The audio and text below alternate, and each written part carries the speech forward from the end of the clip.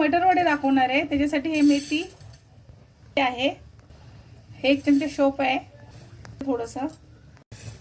आता याला भाजते थोडंसं, फक्त गरमच करायचं आपल्याला, पूर्ण असं जाळायचं या काय लालसर वगैरे काही नाही। पावडर टाकते ते पाणी, धना पावडर याच्यामध्ये टाकला।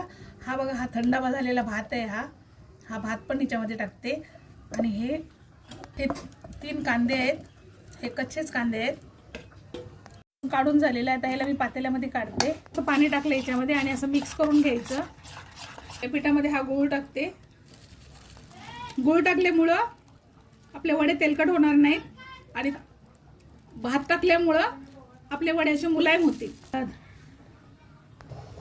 आता ह्याला मी गॅसवरती ठेवलेला, एक उकळी येऊ देते। थोडंसं पाणी टाकते परत। हे झालं बघा, शिजलं हे, एक उकळी आली। आता पिठामध्ये मीठ टाकते। हे तांदळाचं पीठ घेतलेलं आहे मी, 3 पाव पीठ आहे हे। पीठ असं गोल आकारामध्ये करायचं आणि हे टाकायचं, जसं पाहिजे तसं टाकून घ्यायचं पिठामध्ये। पिठाचा गोळा हा घट्टच मळायचा, एकदम असं पातळ झाला नाही पाहिजे, कारण तो तांदळाचं पीठ आहे, जास्त वेळ राहिलं ते पातळ होऊन जातं। हे बघा, मी सगळं टाकून घेतलं आणि आता याला मी मळते, ह्याच पाण्यामध्ये मळते। जर मला पाणी लागेल साधं तर मी घेईल, आपल्या हातच घ्यायचं, कारण ते खूप गरम आहे। आता मी थोडंसं पाणी घेणार आहे। थांबायनंतर एक गोळा मळून झालेला, ह्याला असं गोल करायचं आणि आता पुढचं प्रोसिजर बघा मी काय करते ते। घेतलेलं आहे 4-5 माप।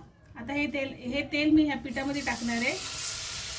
हे असं पिठाला पूर्ण पॅक करणार आहे तेलामध्ये, 10 ते 15 मिनिटं ठेवणार, त्याच्यानंतर आपण वडे करायला घेणार। हे बघा, असा छोटासा गोळा घेतलेला आहे, अशी प्लॅस्टिकची पिशवी आहे, त्याच्यावर तसं घेणार आणि असं थापून घेणार। तेल गरम झालं का बघते, असा छोटासा पिठाचा गोळा टाकते आतमध्ये। थापून झालेलं आहे, आता त्यामध्ये टाकते आणि एकदम आरामामध्ये सोडायचं असं।